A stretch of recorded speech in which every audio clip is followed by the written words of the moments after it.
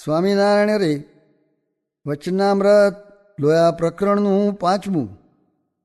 ઇન્દ્રિયો અંતઃકરણ જીત્યાનું. સ્વામિનારાયણ હરે સંવત 1877 કાર્તિક વદી અમાસને દિવસ રાત્રિને સમય સ્વામી શ્રી સહજાનંદજી મહારાજ ગામ શ્રી લોયા મધ્યે સુરા ભક્તના દરબારમાં વિરાજમાન હતા અને દોરો સુરવાલ પહેર્યો હતો અને દોરી છીટની ડગલી પહેરી હતી ને મસ્તક ઉપર શ્વેતપાગ બાંધી હતી ને પોતાના મુખારવિંદની આગળ પરમહંસ તથા દેશ દેશના હરિભક્તની સભા ભરાઈને બેઠી હતી. પછી શ્રીજી મહારાજે સર્વ પરમહંસને પ્રશ્ન પૂછ્યો છે, કેટલા સંકલ્પ કહેવાય ત્યારે નિષ્કપટ કહેવાય ને કેટલા સંકલ્પ ન કહેવાય ત્યારે કપટી કહેવાય. પછી પરમહંસવતે એનો ઉત્તર ન થયો. ત્યારે શ્રીજી મહારાજ બોલ્યા છે, પંચ વર્તમાન સંબંધી પોતામાં કાચપ હોય ને તે પોતાથી વિચારે કરીને ટરતી ન હોય તો તે કાચપ જેમાં ન હોય એવા જે સંત તેને આગળ કહેવું અને કોઈક સંતનો અવગુણ પોતાને આવ્યો હોય તો તે કહેવો તથા ભગવાનના નિશ્ચયમાં અનિશ્ચયનો ગાઢ થયો હોય તે પણ કહેવો ત્યારે તે નિષ્કપટ કહેવાય. અને એ માહેલો સંકલ્પ થયો હોય ને તેને જે સંતની આગળ ન કહે તેને કપટી જાણવો. પછી વળી શ્રીજી મહારાજે પ્રશ્ન પૂછ્યો છે, એવો કપટી હોય ને તે ડાયો હોય તેને કેવી બુદ્ધિએ કેણે ઓળખીએ? ત્યારે એનો ઉત્તર પણ પરમહંસને ના આવડ્યો.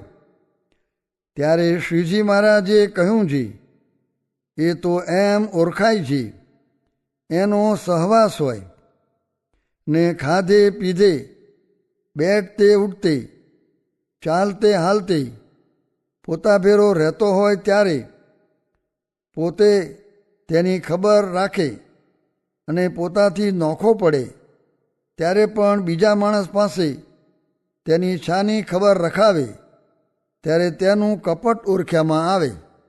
પછી વળી શ્રીજી મહારાજે પ્રશ્ન પૂછ્યો છે, દંભે કરીને વર્તમાન પારે ને દંભે કરીને ભગવાનનો નિશ્ચય રાખતો હોય ને તે પોતે બુદ્ધિવાળો હોય ને માની હોય તે પોતાના વર્તમાનને ને પોતાના નિશ્ચયને બીજાના સાચા વર્તમાન ને નિશ્ચય તેની આગળ અધિક કરી દેખાડતો હોય ત્યારે તેને એમ કેમ કરીએ છીએ એનો દંભે કરીને વર્તમાન ને નિશ્ચય છે.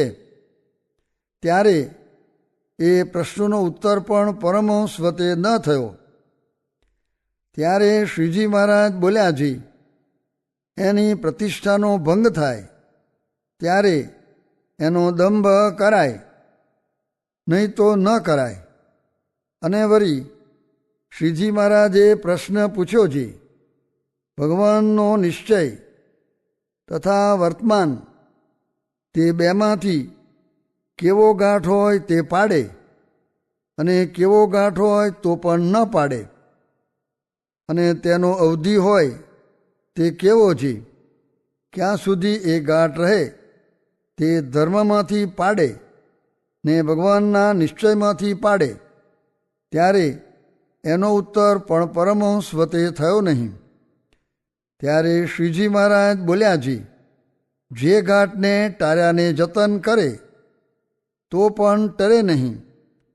એવો જે કાંઈક ધર્મપારામાં અયોગ્ય ગાંઠ રહેતો હોય અને તે ગાંઠ 15 દિવસ તથા મહિના સુધી ના થાય અને વળી કોઈક દિવસ પ્રગટ થઈ આવે, એવો જે ગાંઠ તે ધર્મમાંથી પાડે અને એમ જ ભગવાનના નિશ્ચયમાં પણ જાણવું, અને જે ગાંઠ થયો ને તેને વિચારે કરીને ટાળી નાખે ને પાછો ફરીને તે ગાંઠ થાય નહીં, એવો જે ગાંઠ તે બેમાંથી પાડી શકે નહીં.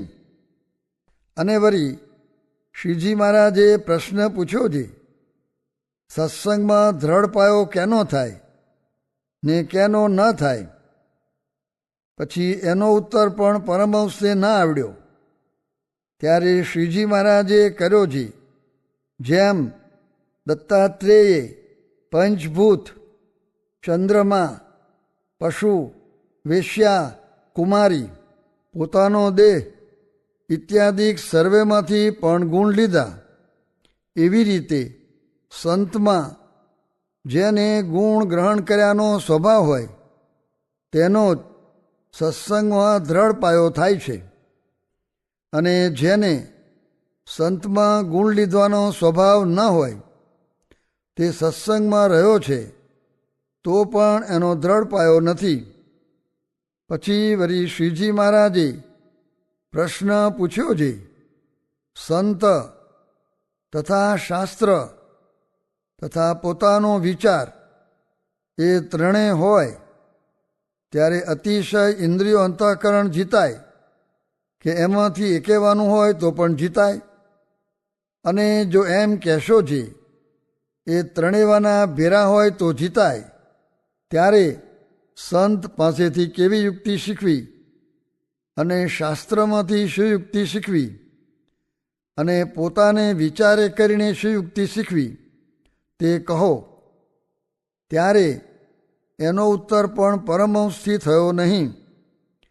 ત્યારે શ્રીજી મહારાજ બોલ્યા છે, શાસ્ત્રે કરીને તો ભગવાન તથા સંત તેનું મહાત્મા સમજવું અને સંતથી એમ શીખવું છે, જે રીતે સંત ઇન્દ્રિયોને જીત્યાની યુક્તિ બતાવે છે આવી રીતે નેત્રની દ્રષ્ટિ નાસિકા ઉપર રાખવી તથા ગ્રામ્ય વાર્તા ન સાંભળવી ઇત્યાદિ જે યુક્તિ તે સંતથી શીખવી અને તે સંતે શીખાવી જે યુક્તિ તેને પોતાને વિચારે કરીને પોતાના કલ્યાણને અર્થે સૌરી સમજીને માનવી અને તેમ વર્તવા લાગવું.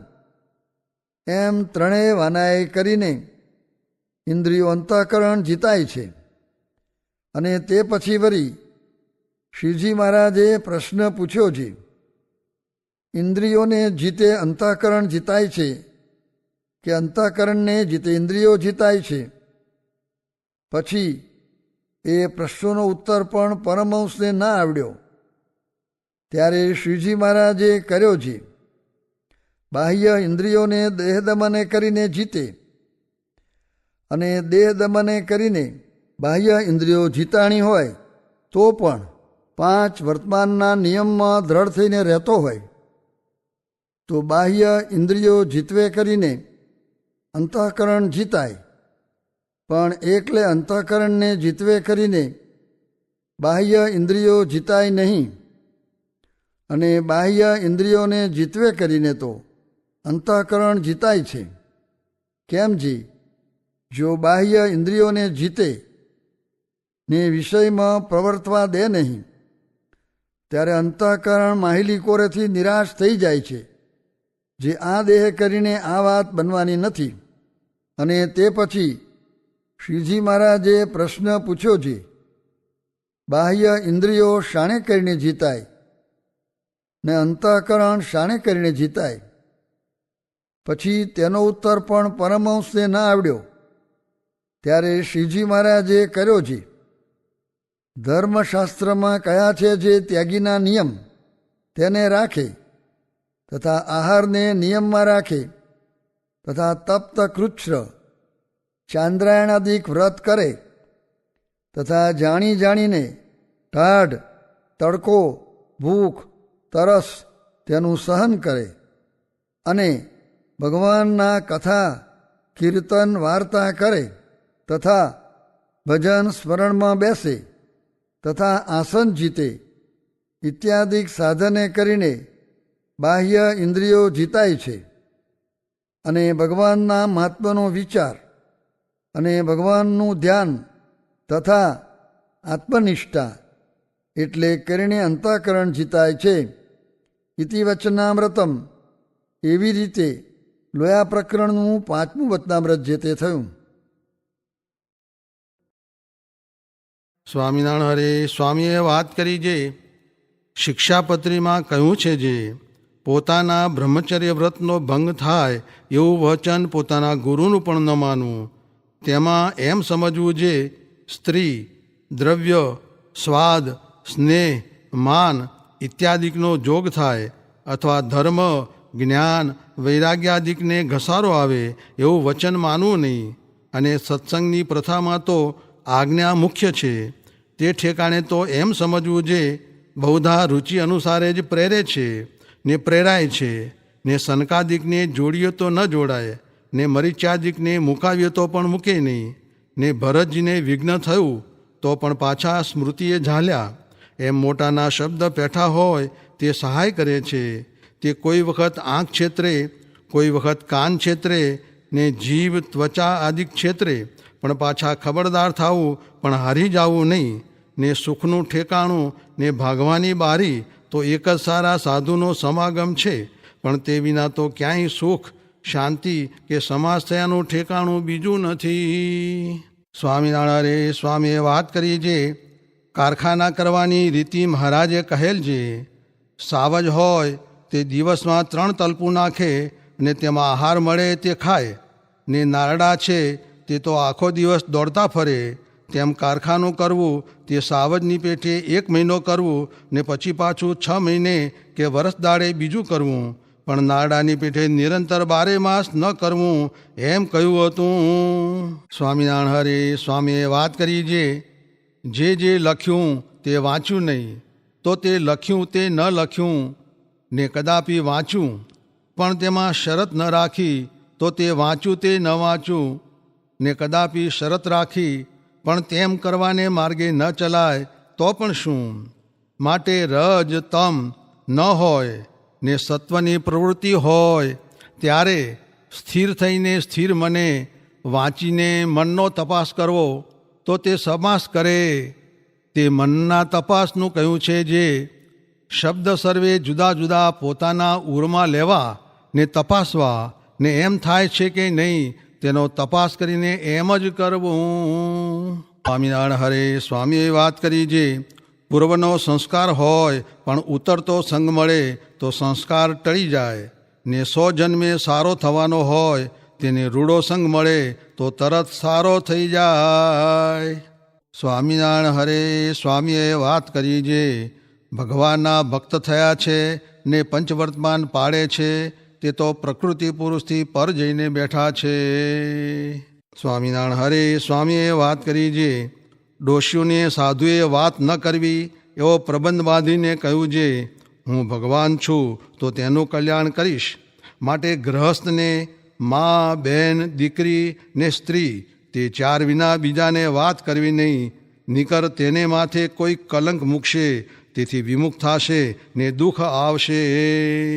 સ્વામિનારાયણ હરે. સ્વામીએ વાત કરી જે સત્સંગમાં કેટલાક લાંબો પગ કરીને સૂતા નહીં, તથા મટકા જીતતા, તથા ખંજોળવું નહીં, તથા પ્રસાદીનું પણ ગળ્યું ચીકણું ખાધું નહીં, તથા સંકલ્પ થવા દીધા નહીં, એ સર્વે કઠણ વાત છે ને એ રસ્તે કોઈથી ચલાય નહીં ને તેને મનુષ્ય ન કહેવાય તો પણ તે જ્ઞાનીની બરોબર ન કહેવાય. ને દેશકાળ લાગ્યા ને થાળ બીજે ગયો ત્યારે જેની આગળ ઊંચે શબ્દે બોલાય નહીં તેને વચન કયા. સ્વામિનારાયણ હરે. સ્વામીએ વાત કરી જે કોઈ કહેશે જે મને જેમ છે તેમ કહો હું એમ કરીશ, પણ મોટા હોય તે એમ જાણે જે મોઢે કહે છે પણ આનાથી થશે નહીં, ને કોઈ મોઢે કહે નહીં પણ તેનું જાણે જે આ મોઢે કહેતો નથી પણ તેનાથી થશે. સ્વામિનારાયણ હરે. સ્વામીએ વાત કરી જે ભગવાન રાખવામાં 2 દુઃખ છે જે ખાવા ન મળે ને માર પડે તે તો અમારી વારીમાં હતું ને હવે અવિદ્યા હતી તે તો નાશ થઈ ગઈ છે ને મારતા તે પગે લાગે છે, ને કેટલાક કુળે સહિત નાશ થઈ ગયા. હવે તો ક્યાંય જાયગા નથી, એટલે સત્સંગમાં અવિદ્યા આવી છે. તે માહોમાહી વેર કરે છે, ને મળે તે પણ ગરાશની પેઠે મળે છે. ને કોઠારી તથા ભંડારી એ બે સાથે વેર તે કાંઈ સાધુનો માર્ગ નહીં. સાધુનો માર્ગ તો ક્ષમાશીલા, ધૈર્યશીલા, બોધને નિપુણાહા એ સર્વે છે. ને આકુતિ ચિતિ ચાપલ્ય રહિતા નિષ્પરિગ્રહા એ છે. માટે મોક્ષને માર્ગે ચાલ્યા છીએ તે શ્રેયાંસી બહુ વિજ્ઞાની. તે 100 વાતો સાચવીને ભગવાન ભજવા. શિરાપુરી ખાય બને રહે પઠીએ, આવત માહોમાહી કે લઠાલઠીએ. એમ ન કરવું. સ્વામિનારાયણ હરે સ્વામીએ વાત કરી છે, મોટા સાધુ હોય તેની આ દેહ કરીને સેવા કરવી ને ચકચુર. ટ્રેક 57 સત્સંગની અસ્મિતા ભાગ 1. કીર્તન ગાયું કે હરિજન હોય તે ઉરમાં હિંમત રાખે. આપણે બધા ભગવાન શ્રીજી મહારાજના આશ્રિત છીએ. શ્રીજી મહારાજે આપણા માટે શિક્ષાપત્રી પણ આપી છે, અને શિક્ષાપત્રીની અંદર પાઠ પૂજા, તિલક ચાંદલો એ વગેરે કરવાની આજ્ઞા આદેશ પણ આપ્યો છે. એટલે આપણે એમના આશ્રિત તરીકે આપણે જો આ કરીએ તો એમની પ્રસન્નતા જરૂર આપણા ઉપર થાય. ન કરીએ એટલે ન થાય એવું નથી, પણ કરવી જોઈએ અવશ્ય એ એમનો આદેશ છે જ. કે કોઈ પણ ધર્મની અંદર એનું ચિહ્ન હોય છે. આપ બધા જાણો છો કે આપણે જે કંઈ આપણા ધર્મો, હિન્દુ, સનાતની જેટલા આપણે કહેવાઈએ છીએ એ આ પ્રમાણે એનું એક ચિહ્ન હોય છે, અને એ જ પ્રમાણે કરે છે. વૈષ્ણવ રીતે, જૈનો જૈની રીતે, બીજા જે આપણા ભાઈઓ છે એને જુદી જુદી રીતે, આવું શિવ હોય તો શિવની રીતે પોતાનું તિલક કરતા હોય છે. અને એ રીતે કરવાથી કોઈ નુકસાન તો છે જ નહીં. કારણ કે તિલક કરીએ છીએ એ આપણા કલ્યાણ માટે, આપણી ભગવાનની પ્રસન્નતા માટે કરીએ છીએ. એમાં કોઈને નુકસાન કરતા નથી. અગર આપણને પણ નુકસાન થતું નથી, કારણ કે એ ધર્મનું ચિહ્ન છે તો એનાથી આપણને બળ રહે ને હિંમત પણ રહે. બધા ભાઈઓએ એમ આપણને હમણાં જે કંઈ વાતો કરી, અને એમાંથી આપને પણ ખ્યાલ આવ્યો કે એમને એ ચિહ્ન કરવાથી બળ પણ મળ્યું છે, હિંમત પણ છે, અને કાર્ય કરવામાં કોઈ મુશ્કેલી નડી નથી. ઉલટું એમાં મદદરૂપ થયું છે. પણ આપણે થોડું એક મનના કારણે લઈને કે લોકો આપણને શું કહે છે, કેમ થશે એવો વિચાર આવે છે. પણ પોતાના ધર્મનું ચિહ્ન છે એ ધારણ કરવું એ કંઈ કોઈ પ્રકારે કોઈ દેશને, કોઈ સમાજને, કોઈ વ્યક્તિને આપણે નુકસાન કરતા નથી. એ હકીકત વસ્તુ છે. જો કોઈ નુકસાન થતું હોય તો આપણે ન કરીએ, બરાબર, પણ ભગવાનનો આદેશ છે એ કોઈને નુકસાન થાય એવો છે જ નહીં. શ્રીજી મહારાજે જે કંઈ આદેશો આપણને આપ્યા છે કે કોઈ પણ બીજા ધર્મશાસ્ત્રોની અંદર કે ધર્મગુરુઓ કે જે અવતારો થયા છે એમને જે કંઈ આદેશ આપણને આપ્યા છે એ બીજાને નુકસાન થાય એવા નથી. બીજાને એને ન ફાવતો ન કરે, પણ એને નુકસાન કરતાં તો આપણે નથી થતું. એટલે એ કરવામાં આપણને જરા જે થોડી ઢીલાશ રહે છે એ મનનું કારણ છે. એટલે આ પ્રમાણે દરેક ધર્મોવાળા પોતાનું ચિહ્ન કરે છે, અને પોતાનું કાર્ય કરે. નોકરી હોય તો નોકરી, ધંધો હોય તો ધંધો, વ્યવસાય તો વ્યવસાય એ કરે છે. પશ્ચિમ દેશોની અંદરથી આપણને આ પ્રમાણે લાગ્યું, કારણ કે બીજા આમ તો જુઓ તો ક્રિશ્ચન લોકોને પણ ચિહ્ન તો છે જ, ક્રોસ રાખે જ બધા.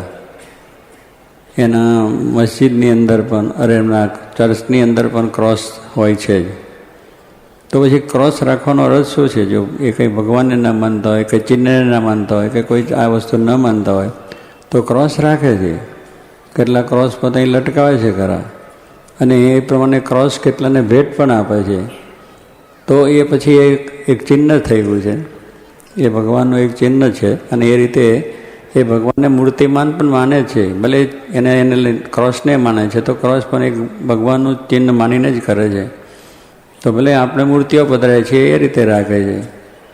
મુસ્લિમ ધર્મની અંદર પણ એમનો ચાંદનો પેલું અને મસ્જિદની અંદર છે, પણ એ પણ અમુક રીતે આ પ્રમાણે એમની માન્યતા છે જ, અને એ રીતનું જ પોતાનું કંઈક ચિહ્ન રાખી અને કાર્ય કરે છે.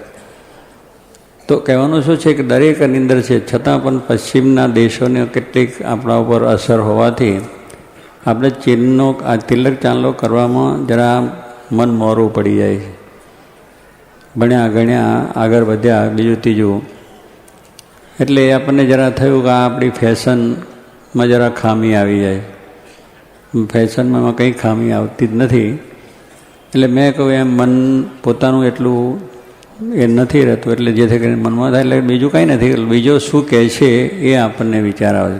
બીજો મારી મસ્કરી કરશે, બીજો મને કંઈક બીજી રીતે કહે છે. અગર મારા જે કંઈ નોકરી ધંધામાં ખામી આવે છે, મારો ધંધો નહીં થાય. કારણ કે કેટલાક રીતે ધંધાની પણ અસર માની બેસે કે આપણા ધંધામાં અસર થાય કે આપણે તિલક ચાલો કર્યો, પેલો જે આપણો જે માલ લેવાનો હોય એને એમ થાય કે આ તો ભગત લાગે છે એટલે જતો રહે, એમ માનીને પણ આપણને મનમાં દુઃખ થાય છે. પણ એવું કંઈ હોતું હોય, ધંધો કરવાવાળો બેયને ગરજ છે, લેવા દેવા વેણ. તમારો માલ સારો છે તો આંખો મીચીને લઈ જશે, એમાં કોઈ પણ જાતનો વાંધો નહીં. આપણી પાસે આપણો માલ, આપણો મુદ્દો સાચો હોય તો ધંધો કરવામાં કંઈ વાંધો આવતો નથી, નોકરી કરવામાં પણ વાંધો આવતો નથી. કારણ કે નોકરીવાળાને પણ સારા માણસોની જરૂર છે જ. તમે તિલક ચાંદલો કરીને પ્રમાણિકપણે તમારી સેવા જોશે તો એને પણ વધારે થશે કે નહીં, ભલે તમે રહ્યા ભાઈ. એટલે થોડીક મુશ્કેલી આવતી, પણ તમારી સાચી નિષ્ઠા દ્રઢતા હોય તો પછી એમાં કંઈ વાંધો આવતો નથી, અને એનાથી આપણું કાર્ય થાય છે. આપણા સ્પીકર આયંગર હતા, આપ બધાને જાણો છો, સાઉથના હતા, અને સાઉથના હોવા છતાં પણ એ પોતે તિલક પોતાનું કરીને જતા હતા. હવે સ્પીકર જેવા માણસ છે, સ્પીકરને તો પાર્લામેન્ટમાં બેસવાનું, બધા દેશના મોટા મોટા માણસો આવતા હોય એને પણ મળવાનું, એની જોડે વાત કરવાની, તો પણ એમને કંઈ વાંધો આવ્યો નથી. સ્પીકરની અંદર પોતે કરીને જતા હતા, કોઈ એનો નિષેધ કર્યો નથી, કોઈ એમને ના નથી પાડી, અને સ્પીકરમાંથી ઉતારી પાડ્યા નથી. સ્પીકર તરીકે બહુ સારી રીતે કારકિર્દી એમને મેળવી છે. અને કહેવાનું શું છે કે એનો પહેરવેશ અને એની જે ધાર્મિક રીતિ એમાં ફેરફાર નથી કર્યો. ગાંધીજીને પણ સ્વરાજ લેવું હતું તો એ પણ પોતાનો પહેરવેશ અને એની અંદર પોતે રહ્યા કે ભાઈ આ પેલી ત્યાં અંગ્રેજોને મળવાની જે મિટિંગ રાખી હતી એમાં તો ટાઈ પહેરીને જવું જોઈએ, કોટ પહેરીને જવું જોઈએ, પાટલુન પહેરીને જવું જોઈએ, એટિકેટ થઈને જવું પડે, તો એ લોકોને સારું લાગે તો કંઈક આપણું ઇમ્પ્રેશન એના પર પડે.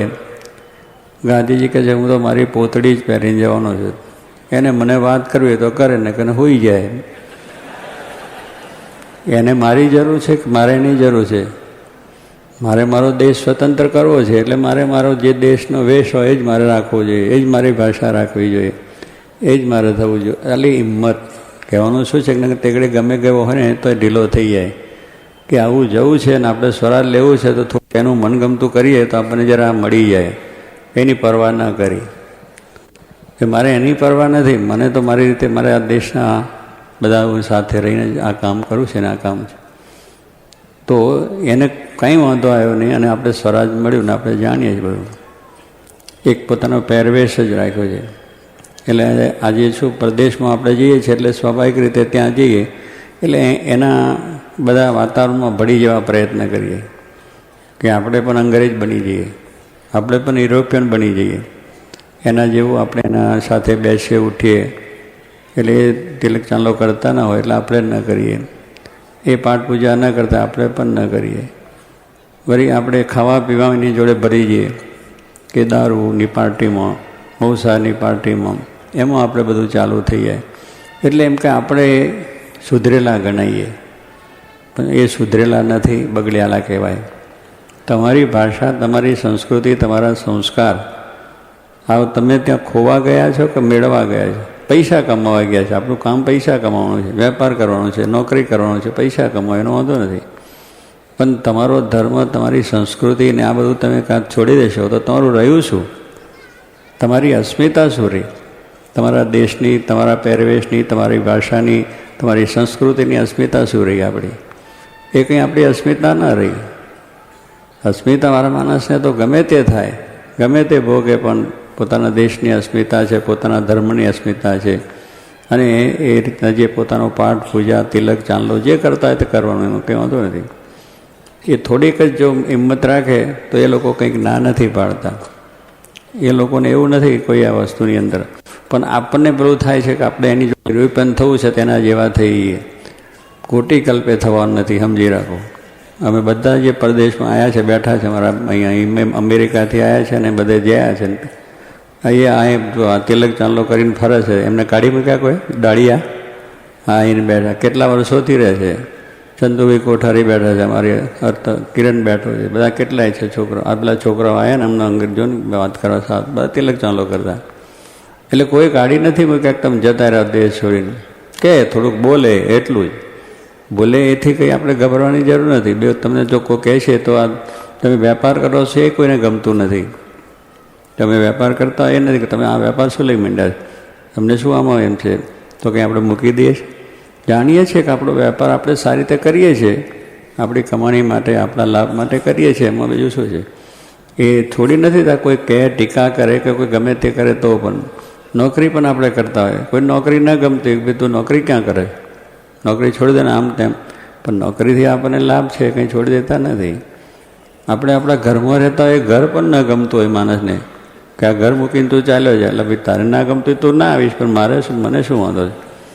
એવું લોકોને કંઈ તમે કપડાં પહેરો એ ના ગમતું હોય, લ્યો તો કે કપડાં કાઢીને ફરવું આપણે? કપડાં પહેરી એને ના ગમતું એટલે કે કપડાં કાઢીને ફરવાનું છે? એ એવી કેટલીક આપણી માન્યતાઓ લઈને છે કે આ નથી ગમતું, એને નથી ગમતું. દુનિયાને તો કશું જ ગમતું નથી. તમે જે કંઈ કરો એ કંઈ ગમતું નથી, તોય પણ આપણે આપણી જરૂરિયાત પ્રમાણે, સમાજ પ્રમાણે, આપણી મર્યાદાઓ પ્રમાણે વસ્ત્રો પહેરવા પડે, ઘર રાખવું પડે.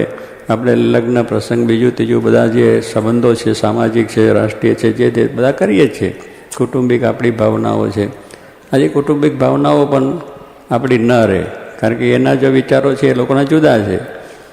તો આપણી સમાજ વ્યવસ્થા તૂટી જાય, કૌટુંબિક ભાવનાઓ પણ ચાલી જાય.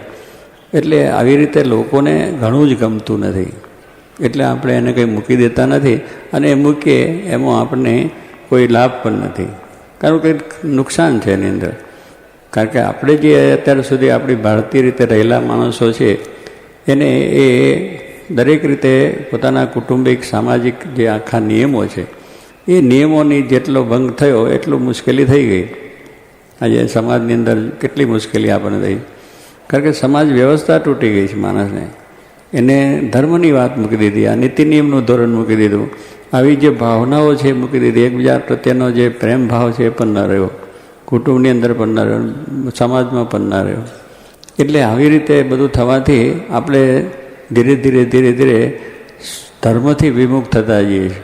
આપણી જે ધર્મની જે રીત રિવાજો, પ્રચાર, જે કંઈ મંદિરમાં જવું, પાઠ પૂજા કરવું, સત્સંગ કરવો, ધર્મગ્રંથો વાંચવા, ઘરમાં એને રાખવા કરવા. આજે ધર્મ રાખીએ તો કે આ બધી ભગતળાથીને પુસ્તકો શું રાખે, અત્યારે તો બધા એક્ટરોનો બધા ઘણી જાતના ચિત્રો, ઘણી જાતના બીજા પુસ્તકો આવે છે જેમાં વિચિત્ર લખેલું હોય, અનેક જાતના આપણા ઘરમાં આપણે બધાને છિન્નભિન્ન થતું હોય, એવું બધું ઘણું આપણે રાખીએ છીએ.